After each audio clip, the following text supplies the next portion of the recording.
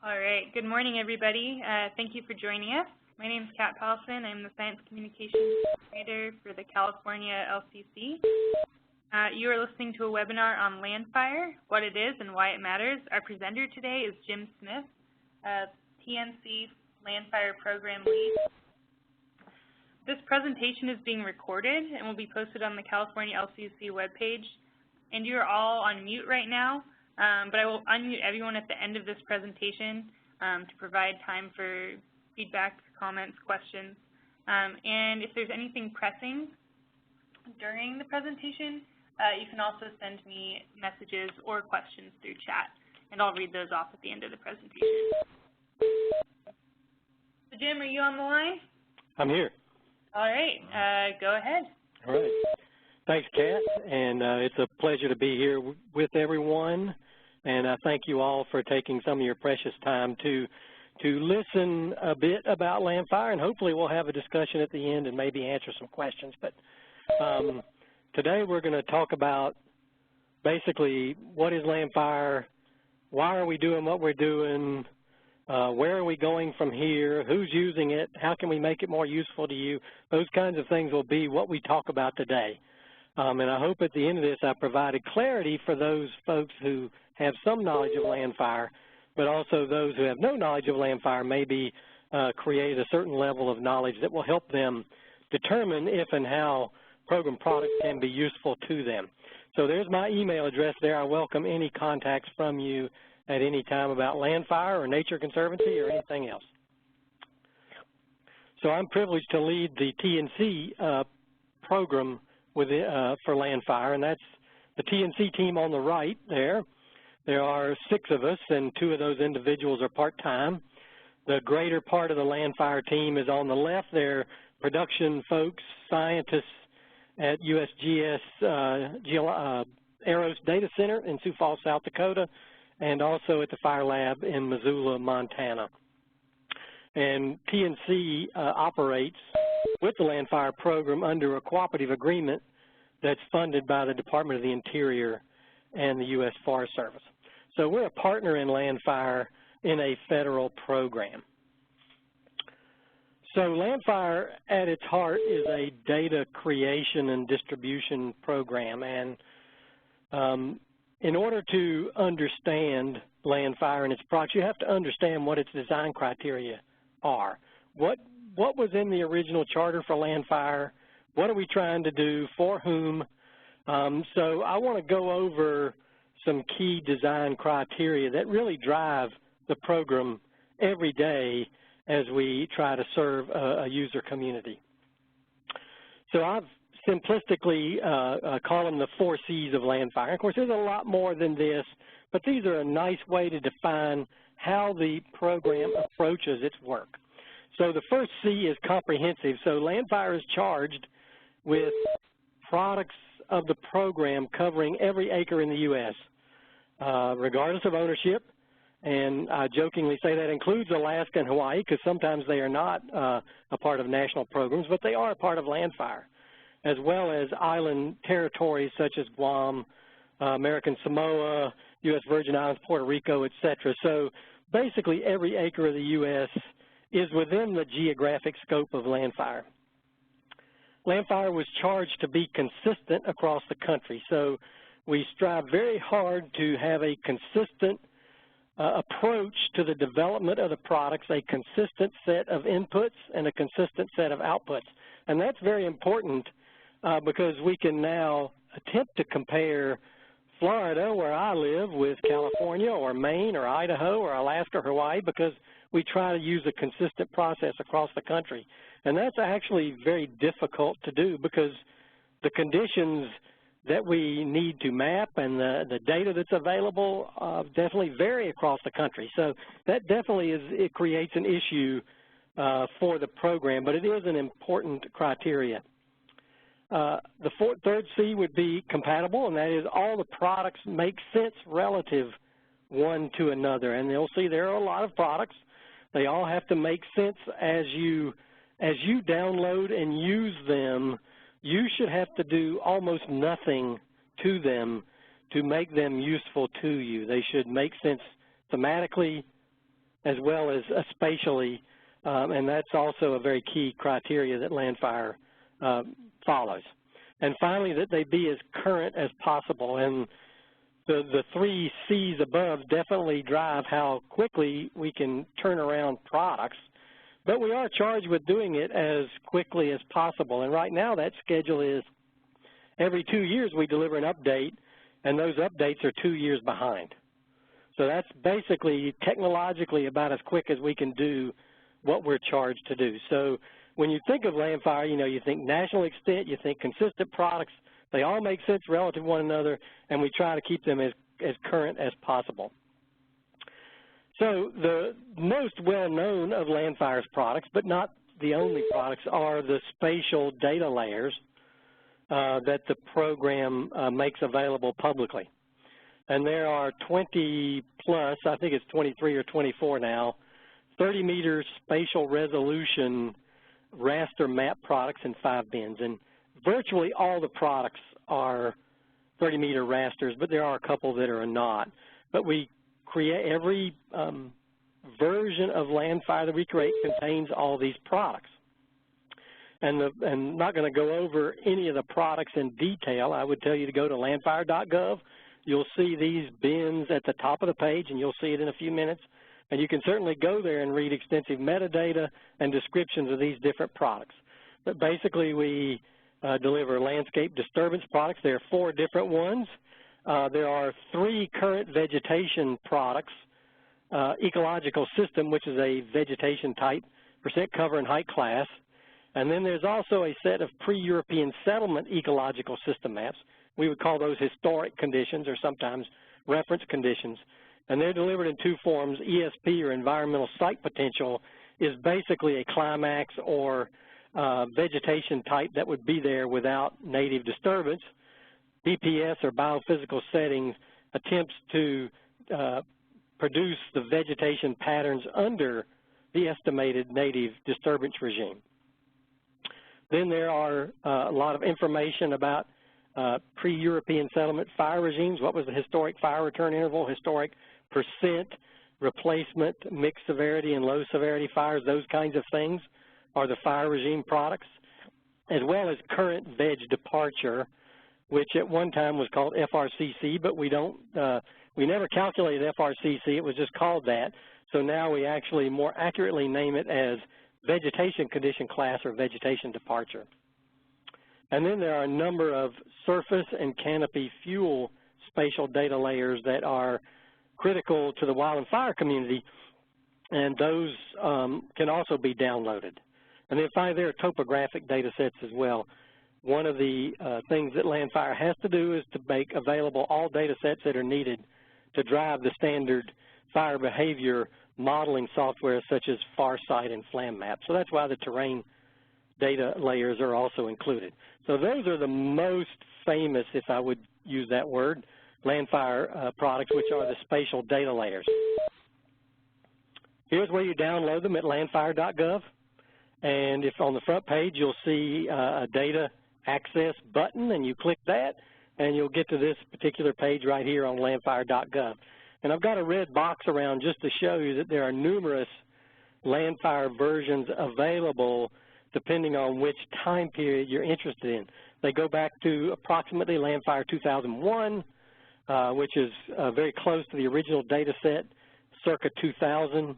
And then there were updates in 8, 10, 12, and recently 14 has been completed and delivered for all acres that we're responsible for. So those are the versions that you can select from depending on what you need. And then there are 2 different ways basically to access this data. One of them is just to draw a box on the screen, draw a box, click download, and you'll have to select the layers that you want, and they will download as zip files to your local machine. And remember, they are ARC grids, and once you unzip them, they should come right into ARC without any issues. They should all match geometrically, and they should all be compatible thematically. So that's one way, is to download some particular square that you've identified on the screen. Or, which is, I think, the better way to do it, is to go ahead and do a bulk download of the entire nation, you could do it as CONUS or Alaska or Hawaii or the island territories, and download sets of layers for the entire geographies that we're responsible for all at one time. And yes, these are pretty big layers, but they do download fairly quickly. At least I've found it to be that way. So I really recommend that, and that way you can parse it out as you need to without worrying about just downloading a square, which is all you can do interactively on the screen. So I really recommend that this bulk download from the website. So the other LANDFIRE products are plot or rule set access databases. Plots would be the publicly available geo-referenced vegetation plots that LANDFIRE collects and uses to drive the mapping processes.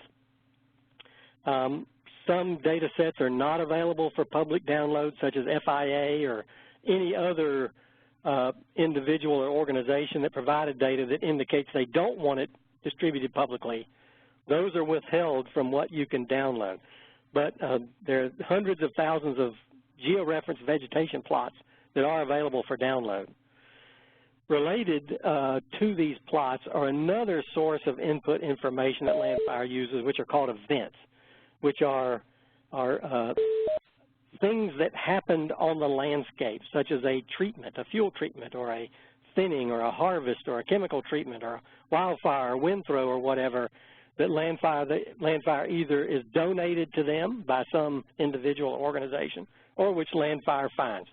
That is also available for download as long as the individual or organization that provided it indicates it's publicly available. So there's plots, and then there's events, which are, it's a geodatabase. So they are often perimeters of particular treatments. We also have rule set access databases in there. We wanted to make sure that anybody that downloaded data understood all the rules that were used. We don't provide, for instance, the remote sensing models because they require special software to use anyway. But if it's a rule set that we use in some way to process data, then we make that available as an access database. Those are mainly used to transition vegetation from one state to another after some sort of disturbance on the landscape. But those are downloadable for you from the LANDFIRE website.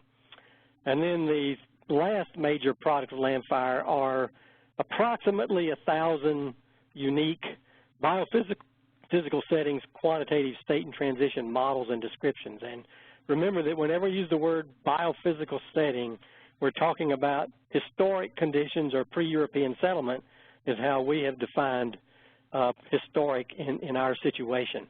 And there is a model, an actual quantitative model, in a piece of software called STSIM, which is the current version of an old software called VDDT, Vegetation Dynamics Development Tool, as well as an extensive description of that biophysical setting and the components of that model, which can either be downloaded as a PDF or as an access database if you want to see a whole set of models. Okay, so each one of these, each BPS that's mapped by LANDFIRE has a model and a description that's associated with it that's explicitly linked to it.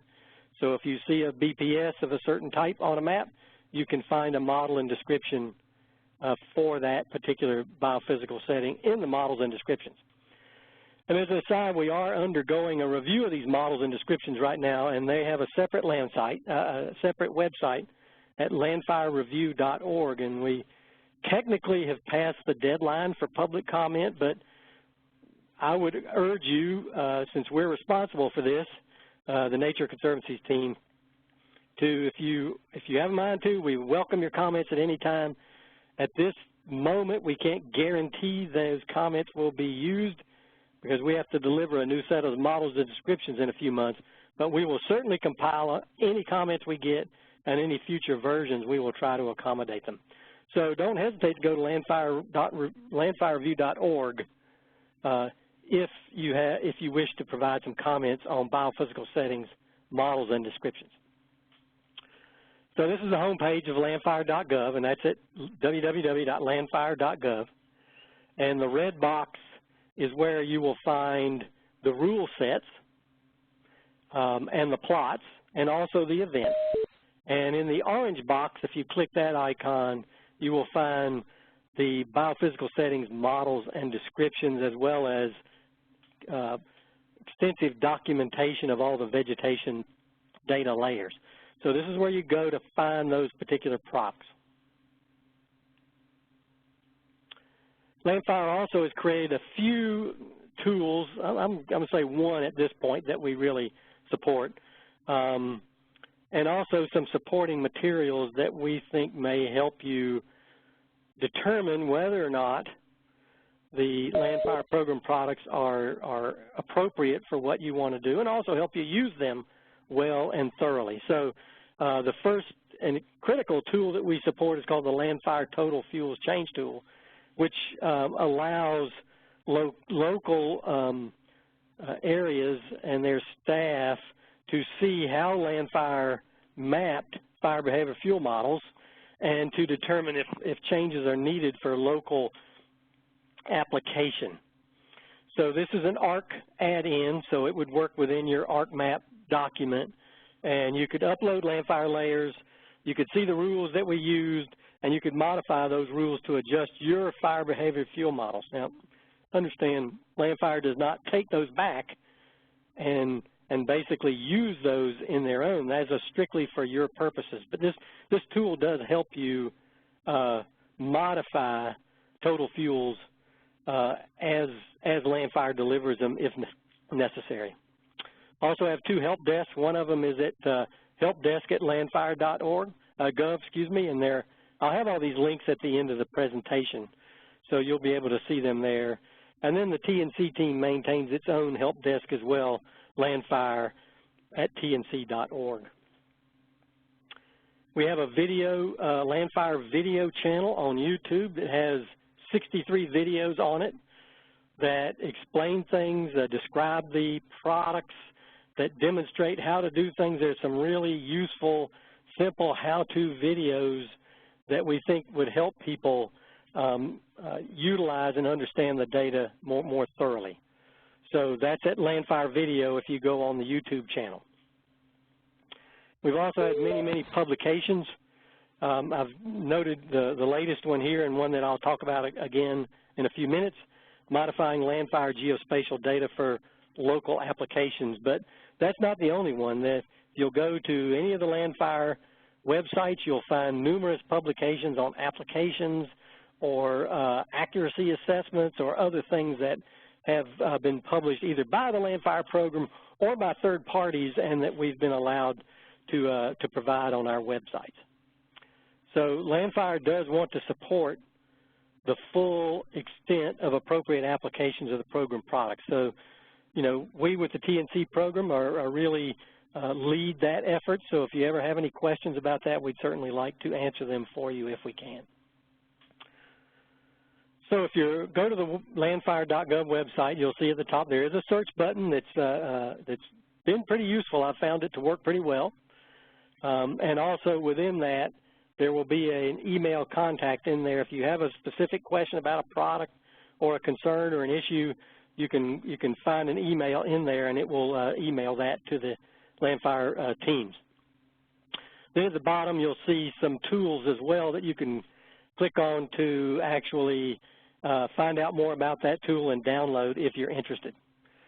So this landfire.gov is really the hub of where products are delivered and described. So let's talk a little bit about LANDFIRE's application scale. That's a question that comes up quite often, not just in webinars, but in other meetings, and people are often confused by it. And I'll talk about accuracy here in a moment, and this relates pretty directly to accuracy. It's not exactly what it is, but it's pretty close. So when you talk about application scale of a data set, and every data set has one, not just LANDFIRE, data you create, data I create, data everybody creates, has some application scale. And that means the most natural geography that the products are intended to serve as they're delivered. So is it Maybe we used to call this like a minimum mapping unit. I don't think that's exactly right, but that might give you an idea about what we're talking about. On what geography should I expect the LANDFIRE products to be relevant? Is basically the question we're trying to answer here.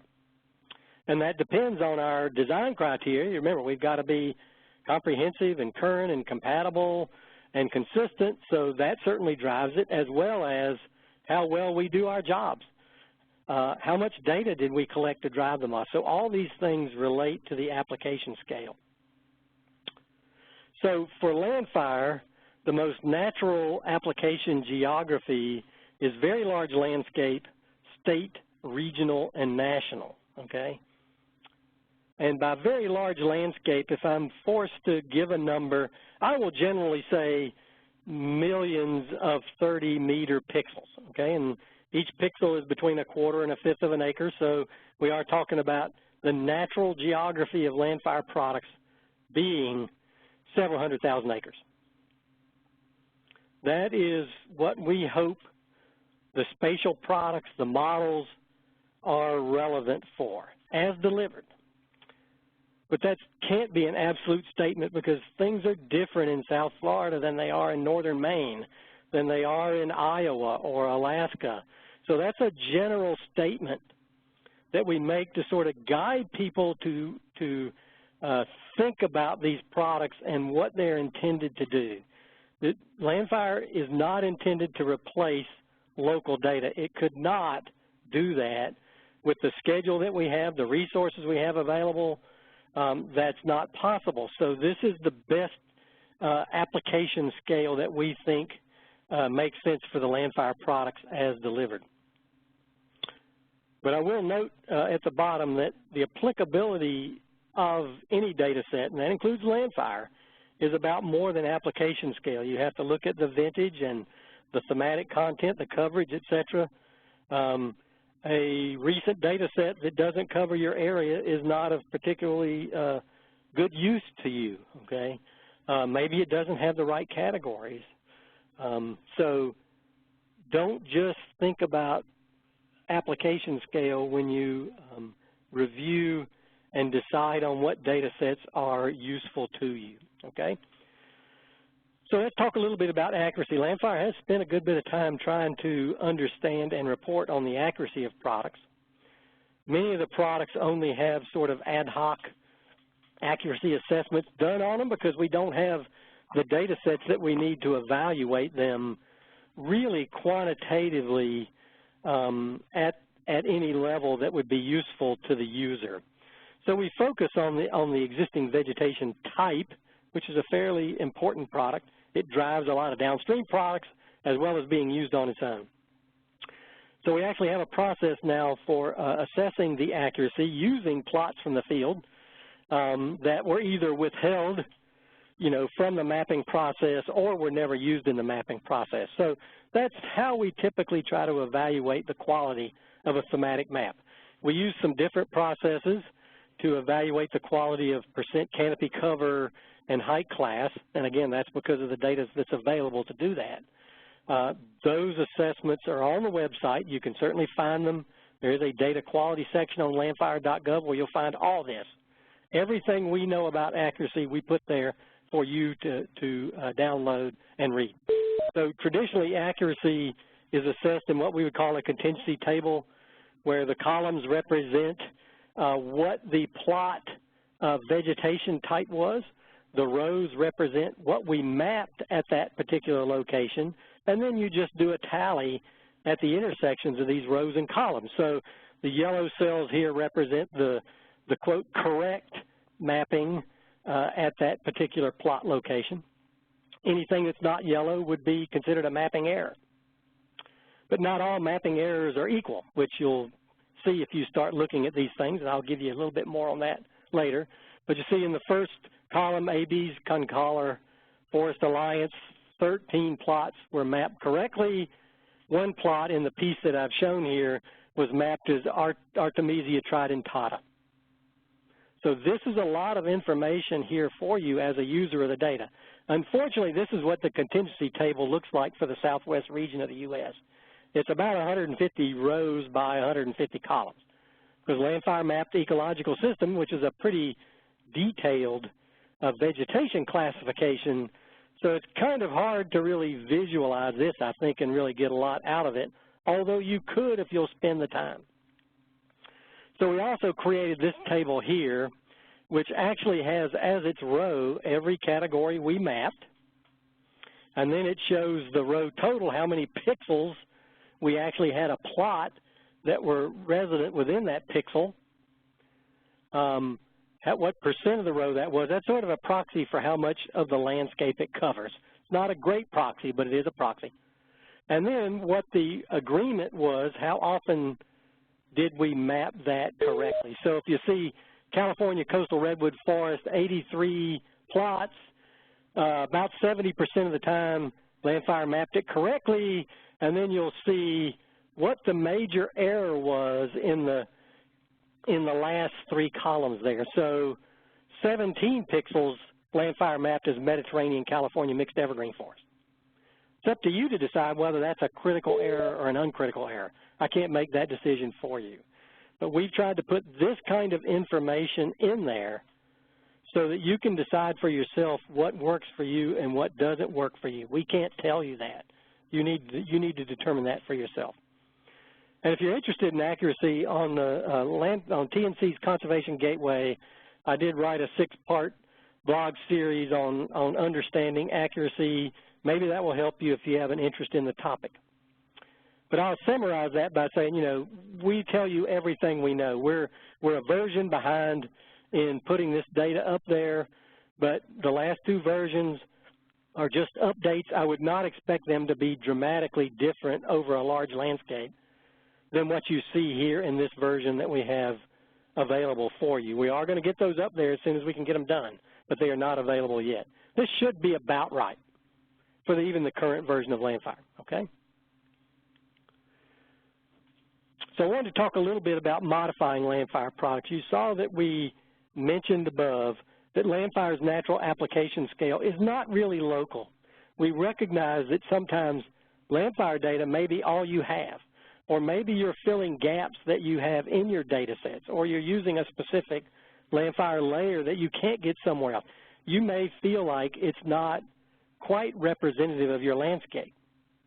And so we've actually put together some publications and webinars that we think will help you review the data and determine what may need to be modified if you need to use it for some non-traditional application scale that we think that LANDFIRE supports as delivered. So you'll see this modifying LANDFIRE geospatial data. That's a document. You can download it from landfire.gov or the Conservation Gateway.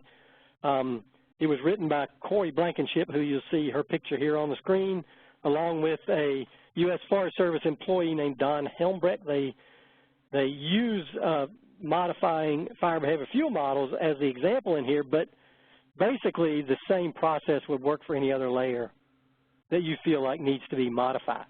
So the combination of this document as well as these videos, which are websites for, say, joint fire science, fire exchanges, which are on our YouTube channel, I think you can get those and get an idea of how you could modify LANDFIRE data for local application if you need to. And I think your expectation should be that you will need to at least some, hopefully not a lot, but you know, LANDFIRE is not local data. It's not a substitute for local data. So your expectation should be that you will need to make some modifications to it for smaller geographies. So how are LANDFIRE data being used? Well, wildland fire community and the federal agencies pays the bills, so they are the home for LANDFIRE. That is Fire and Aviation Management in the U.S. Forest Service and the Office of Wildland Fire within the Department of the Interior. They basically lead the LANDFIRE program, and they drive it, and the wildfire program needs do take precedence if that's necessary to make a decision about precedence. The Wildland Fire Decision Support System automatically ingests LANDFIRE data when it's produced, as well as the Interagency Fuels Treatment Decision Support System. Both of those rely on LANDFIRE data because they're consistent and they're comprehensive, and the data doesn't stop at different ownership boundaries. That's really the reason that they're really important to these particular treatment and decision support systems that you see here supported by the federal agencies. But, you know, land is in the name as well, and we now know there are literally hundreds of known applications of LANDFIRE data, not just within the wildfire community, but also outside the wildfire community. We created this map within the Nature Conservancy, and you'll find it at, sorry, there shouldn't be a www in front of that. It's just maps.tnc.org/LANDFIRE. You'll get this interactive map. By the way, it works better in Firefox or Chrome than it does in Internet Explorer. I can't explain that, but it does. So you can go here, and you can click on these balloons, and a dialog box will open up describing some unique, which we described as unique, or we thought was unique, or interesting, unusual application of LANDFIRE data to try to help educate users about how these products have been used. And then there's virtually always a link to further documentation about how they use that data, what they may have had to do with it to make it useful to them, or what the layers were that they used, et cetera. So I just picked one in California here. This one happens to be about bee pollination, a study about bee pollination and the habitat for bees. That we thought that was unusual and interesting, so we added it to the map, okay? If you click on some of these other balloons, I'm not going to do it, but you'll see things about bobcat habitat fragmentation, about fuel treatments and the impact of climate change on fuel treatments, you know, drought and changing rainfall patterns and things like that. So I invite you to go to maps.tnc.org/LANDFIRE and click on these balloons and start to get an idea for all the different ways that LANDFIRE spatial products and models have been used. And I'll highlight one more application here, which is an interesting one, the Rocky Mountain Bird Observatory, the Chihuahuan Desert Grassland Bird Habitat Relationship and Abundance. We didn't fulfill all their needs here because we do not cross into Mexico, and that is something we are prohibited from doing other than a nominal buffer. We'd like to extend into Mexico at some point and into Canada because those boundaries are immaterial to the ecology and to the conservation of those particular ecosystems, but right now we can't do it. But there are literally dozens of applications. These are just a few that we picked to display here. We'll be updating it on occasion. We actually have more than probably 1,000 or so articles that have cited the use of LANDFIRE products. So they have been widely used in a lot of different and interesting ways across the nation. So what's the future of LANDFIRE? Well, we are in the process of a remap. We created LANDFIRE products in circa 2001. We created them from 2004 to 2009. We have updated them 4 times since to reflect conditions in 2008, 2010, 2012, 2014. But now we need to recreate the base layers that we will then update again. So we're in the middle of that remap process. Some of it's in planning and some of it's underway. We have lots of new source data available. We now have more than 1 million plots in our georeferenced vegetation plot database. And we've added new plots that we think will help us in areas where we struggled the first time because we didn't have as many plots in private agricultural lands, in the central U.S., in some of the shrublands, in the Great Basin, Intermountain West. So we've added a lot of new plots and new plot sources. We have new imagery from Landsat 8. So we expect improvement in the base LANDFIRE products. We expect them to be more accurate than they were the first time, even after the multiple updates. But you still cannot expect LANDFIRE to be local data. You know, we'll be completing this in 2 or 3 years. Probably, I would say, 3 years from now, we'll be done, maybe within even shorter than that, creating the new base set of layers. So it's still not local data, but it should be better than it was the first time. It'll be a similar product set to what we've created in the past. That product set has evolved over time. It'll be similar. What will be different is we will be adding an NVC group type map as well as an ecological system map due to the federal requirement to use the NVCS. So that will be a new product for LANDFIRE. We're also going to try to be mapping more height classes. Our height classes now are pretty coarse and not as useful as they could be, so we're trying to create more refined height classes in the newer versions. But it's going to be a similar product set. Then finally, an important thing in the future is LANDFIRE has been collaborating extensively with other programs, and that's another C, you know, aside from the 4 data Cs. LANDFIRE certainly consumes the products of other programs, and that's not collaboration to me. That's important. We do consume NLCD data. We do consume BLM AIM plots. We consume all that. But collaboration is not about consumption. Collaboration is about working with other people, with other organizations to make your products more useful to them. We have to compromise. They have to compromise. There is no perfect answer. So we've done extensive collaboration over the past couple of years. A key one would be gap analysis program. I'll talk a little bit more about that. But also the regional wildfire risk assessment projects, the mapping programs at AROS, LC Map, etc. NLCD trying to use their continuous shrub cover data layer. I mean, there are things like that that we are trying to integrate and collaborate with those programs so that our products are more useful across the board to more organizations and individuals. GAP and LANDFIRE have a real collaboration. It actually has a memorandum of understanding. Some GAP staff actually work with LANDFIRE on some of the issues that you see here. Interior wetland mapping, we've changed our map legend to accommodate things that GAP needs. Adding things like more anthropogenic map classes that were not critical to LANDFIRE in the beginning, but they're key to GAP, so we've added those. They have a lot of experience in mapping. It has helped us understand what the other communities outside of wildfire and general conservation need.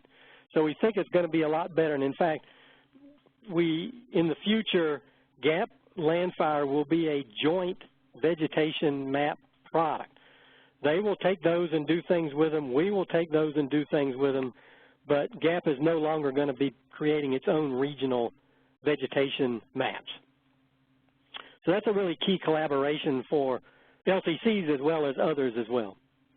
So let me do the take-home messages, make sure we have time for questions. Remember those 4 data Cs. They really drive what LANDFIRE does and how it does it. Comprehensive, consistent, compatible, and current, okay? LANDFIRE is much more than fire. In fact, I believe it's used a lot more in the non-fire community than it is in the fire community, even though the fire community is the one that pays the bills. It can be valuable, we think, to anyone in the natural resource arena. LANDFIRE is one data option. There are many. LANDFIRE is typically more useful for larger area analysis and monitoring as delivered. As delivered out of the box, as you download it, it's typically more useful for that. Or it can be locally adjusted to extend partial coverages or fill data gaps. That's primarily what LANDFIRE is set up to do. And a LANDFIRE remap is underway, so you should expect improvement in content and quality in the next version of LANDFIRE products, spatial as well as models. Everything is under review. We are trying to improve everything so that it's more useful across the board. And finally, we are collaborating. You can never do too much collaborating. We really need wisdom, knowledge, experience of people who have used this data to try to accomplish something to help us improve those products. If you leave us on our own, we're not going to do much better than we've done in the past. But with your help and your feedback,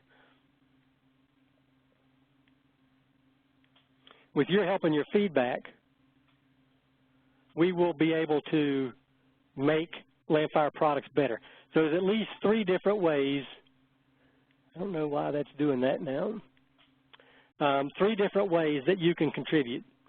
You can provide feedback to helpdesk@landfire.org. That's specific feedback about errors in the data, places where it works, things that are good, things that are bad, missing documentation, whatever you see, we like to hear about it. Sorry about that. We will, we would like to get that feedback. There's a data product review website where you can actually go on, draw a box around an area and say, this is mapped wrong, it should be X. You mapped it as Y. So that's the data product review website, and again, it's hard to remember these kinds of URLs, but hopefully it will be in the presentation. We can also distribute them later if you need to. But if you have specific comments about spatial data products, that's a place to go to make those comments. And then finally, I already mentioned the review of the biophysical settings. We'll also take comments on the biophysical settings spatial data as a part of this process, although our focus is on models and descriptions. So we certainly welcome any feedback on anything. And here's 3 ways that you can provide that feedback. The more specific, the better. That's something you need to remember. You know, that if you provide general feedback, we can only make general changes. So try to be specific in location, issues, what it should be, what it is, things like that. That would be very helpful. So LANDFIRE is online extensively all over the place. We hope that you'll go to some of these and really see what we have out there. I specifically point out in the red box there that we have a LANDFIRE bulletin. Comes out every other month.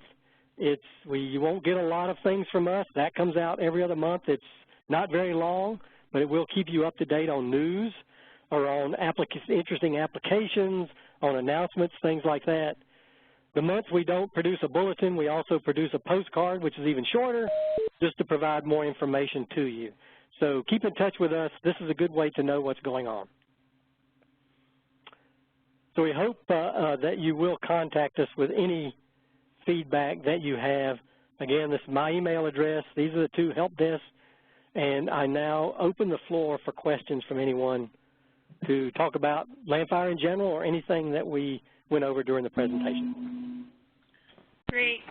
Thanks, Jim. So I'm unmuting all the lines, so if anyone has a question, please feel free to say it, or you can also message me via the chat box.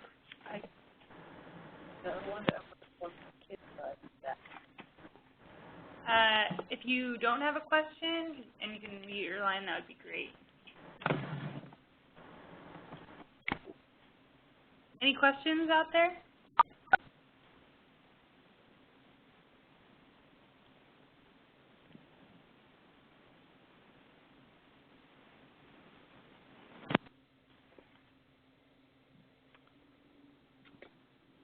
Jim? Yes. This is David Youngman with American Bird Conservancy. This may be beyond the scope of this presentation, but it'd be great to walk through an example, maybe you have that online, of using LANDFIRE for some development of a product. I see the bubbles out there which show products that exist, but it'd be sort of nice to see how one was created for a certain purpose. Well, one of the reasons we made that map that you saw, the interactive map, is there are links there to applications where they do describe how they created information from the products that LANDFIRE provided. There's certainly descriptions on the website of how LANDFIRE uses base data like vegetation to then create fuel maps or something like that, fire behavior fuel model maps. So those are out there. So are you interested in a specific type of application? Like how does somebody generate, run a wildlife habitat model using LANDFIRE data or something like that? Is that what you're interested in? Yeah, that'd be great to try to correlate it with maybe, we do bird conservation obviously, so it'd be correlated with eBird abundance models and overlay that with vegetation. To a couple of those bubbles on that map. One of them is that Chihuahuan Desert where they were doing species abundance for desert birds.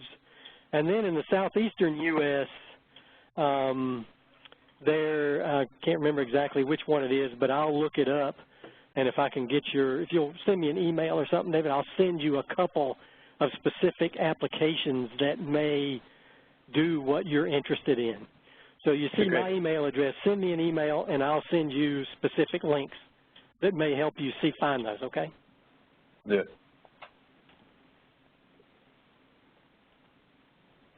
Thank you. Any other questions out there?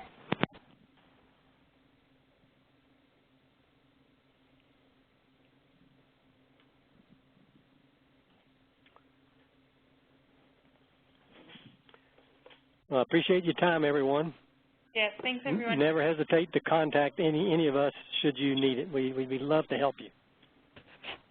Great, thanks, everyone. And as I said at the beginning of this presentation, a recording of this presentation will be posted on the California LCC website if you'd like to pass it on to colleagues.